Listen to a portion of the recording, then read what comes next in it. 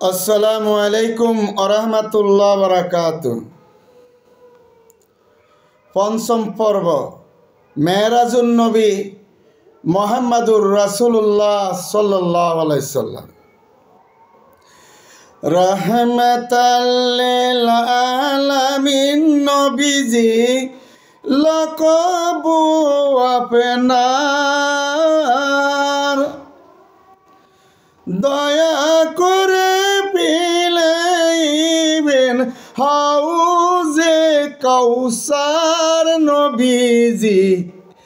সুবহানাল্লাহ আলহামদুলিল্লাহ লা ইলাহা ইল্লাল্লাহ। আলহামদুলিল্লাহ, আল্লাহ সুবহানাহু ওয়া তাআলা তার কুদরত নিয়ামত নির্দেশন দেখাবার জন্যে তার প্রিয় হাবিব আকায়ে নামদার আশরাফুল আম্বিয়া ইমামুল আম্বিয়া খাতামান নবীন সরদারে দো আলম উম্মতে কান্ডারি হায়াতুন নবীন মুহাম্মাদুর রাসূলুল্লাহ সাল্লাল্লাহু আলাইহি ওয়াসাল্লামকে প্রথম আসমান থেকে দ্বিতীয় আসমানের ফেরেশতারা ওইভাবে জিজ্ঞাসাবাদ করা হলো জিবরাইল আলাইহিস সালাতু ওয়াস সালামকে।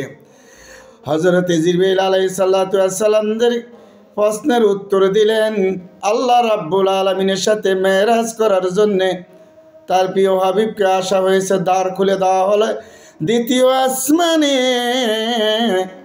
আল্লাহর হাবিবের সাথে সাক্ষাৎ হয়। হজরতে ইয়াহিয়া আলাইহিস সালাতু ওয়াস সালাম ও হজরতে ঈসা আলাইহিস সালাতু ওয়াস সালাম আল্লাহর হাবিব মুহাম্মাদুর রাসূলুল্লাহ সাল্লাল্লাহু আলাইহি সাল্লাম ফরমান উনারা উভয় ছিলেন আপন খালাতো ভাই। সুবহানাল্লাহ। দ্বিতীয় আসমানে আছেন।